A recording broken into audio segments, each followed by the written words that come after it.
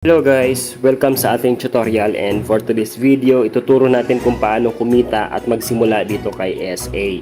Okay, so kung ako yung nag-share sa iyo ng opportunity na ito, kunin mo kagad yung aking referral link para makapag-register ka na. Okay, so kung ang kaibigan mo naman ang nag-share sa iyo nito, make sure na kunin mo kagad yung kanyang referral link. Okay, sa registration naman po guys ay libre lang. Okay, so ano ba yung mga fill upan natin dito sa registration? Okay, so napaka-basic lang po. Lalagay lang po natin yung active cellphone number natin and i-confirm lang po natin and ilalagay na rin po natin yung password and confirm password. Okay, so dito naman po sa invitation code, okay, just to make sure na yung code nung kaibigan natin ang gagamitin natin. And then, click lang po natin yung go. Okay, so kapag tapos na at successful na po yung registration ninyo, mag-login na lang po kayo gamit ang cellphone number at password na ginamit ninyo. Okay, so for example,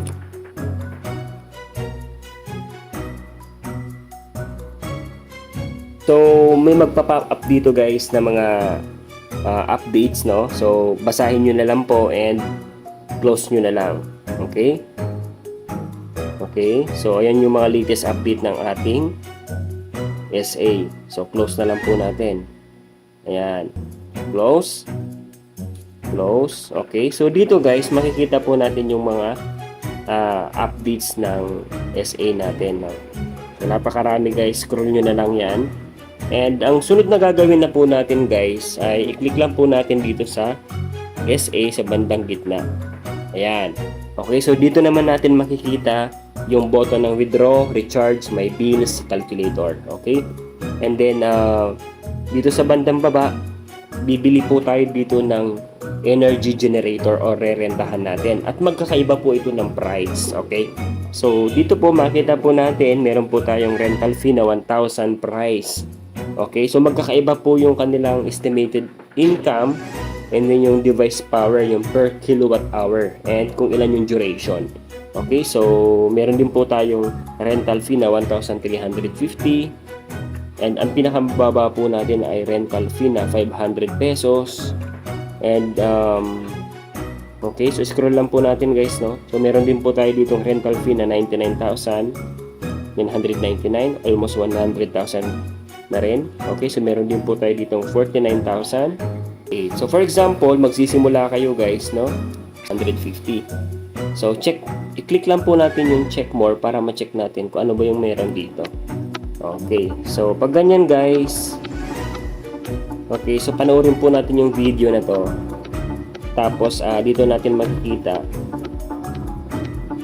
okay, yung price and then yung estimated income 32,400, available for rent is 1, and yung daily returns natin is 123 pesos, and yung lease term or yung duration guys is 240 days. Okay, so makita naman natin dito. And ang kailangan natin makollect is, ayan, device power is 15 kilowatt hour. Ayan. So yan po yung ating information. So ang gagawin na natin, since magsisimula tayo sa 1,350, so all we need to do is to recharge. So paano ba mag-recharge? Siyempre kailangan natin yan. Okay, so dito naman po, pipili lang po tayo or imamanual. Kung pipindutin mo to, ayan, pwede mong ganyan. Pero since napipiliin natin is 1,350, 1,000, i-manual na lang po natin. Okay. So ngayon, lalabas po dito yung amount received, and meron po tayo ditong recharge channel na connection or gagamitin, no? So dito po tayo sa may yan, Suaw, Recharge M. Okay? So ngayon, ang recharge method is GCash. So click natin yung arrow down kung ano pa ba yung option. So ngayon, GCash lang muna.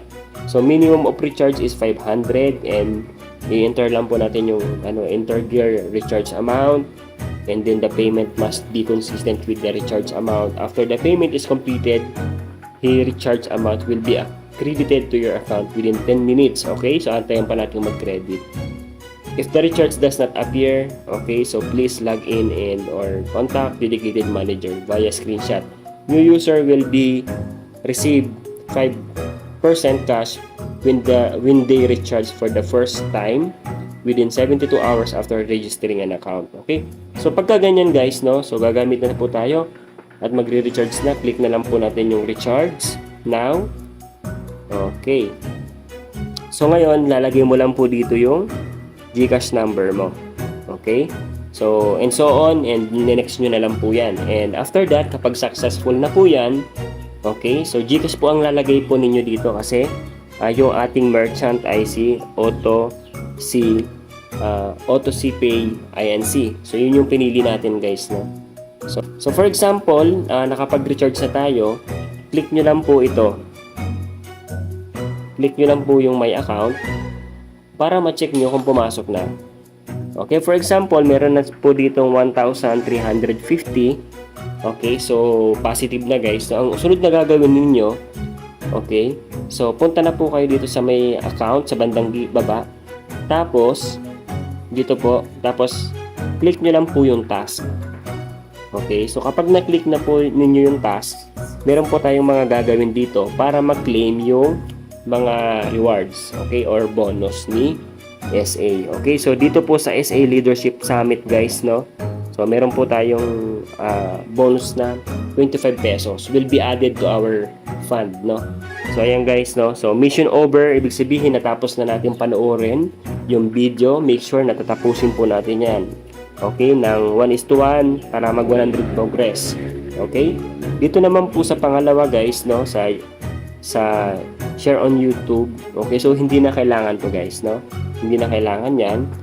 And then, skip na lang po ninyo yan. And dito po, kailangan nyo lang po mag-join dito sa Telegram official. Okay, so click nyo lang yung enter.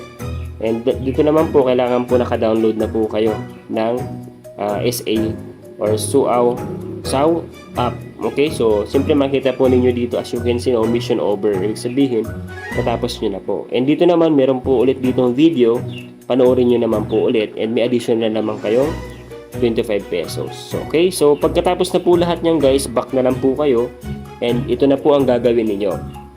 Okay, so kailangan nyo na lang pong ulit pindutin ninyo yan, and hanapin po ninyo yung price na binili ninyo. Okay, so for example, ito si 1,350 mo, click check more, and then i-click na lang po natin tong ayan, yung rental generator. Kapag nag-click nyo na at successful na po yan guys, no, so ayun, that's the time na antayin nyo na lang po bukas.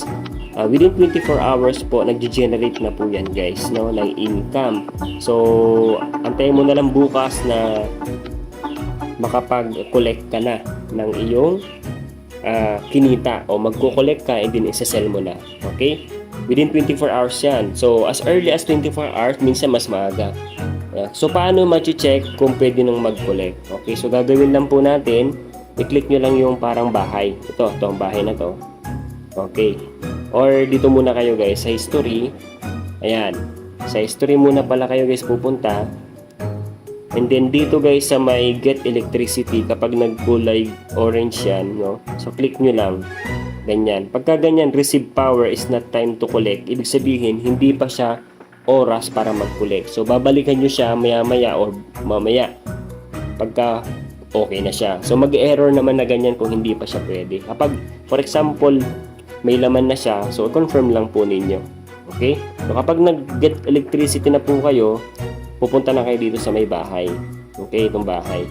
And then ang gagawin po ninyo dito is isi-sell nyo na, sell electricity.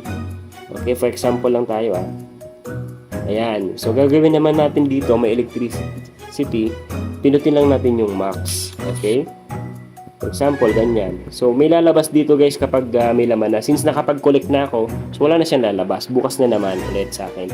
So ngayon kapag okay na yan guys, at nakapag for example may laman na yan, so click lang po ninyo tong confirm electricity sales. Okay, kapag okay na po yan at successful, pupunta na po kayo dito sa may notification sa bandang taas. Ito po.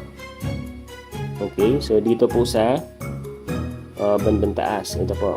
Okay, yan, manonotify kayo kagaya nito to this electricity. Yan, ganyan po guys, no. So may lalabas po dyan, and it will be added to your funds guys na nakapag-collect ka na.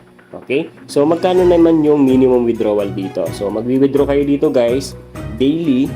Pero kung makabuo na kayo ng 1,000, so kung mas malaki kasi yung fund ninyo or capital, makakabuo kagad kayo ng 1,000. Pero kung sakto lang or maliit lang, so iipunin po ninyo yan. Huwag kayong mag-i-skip ng collection ng task natin na ginagawa, no? So, for example, 1,000, i-withdrawin nyo via GCash po yan. Okay? So, gaano katagal papasok yan? So, okay, so 1 to 72 hours. Okay, 72 hours yan guys, papasok po yan. Okay, so ngayon, check nyo na lang yung GCash ninyo kung pumasok na yan. And okay na po yun. Napakasimple lang po guys. Maraming salamat and God bless.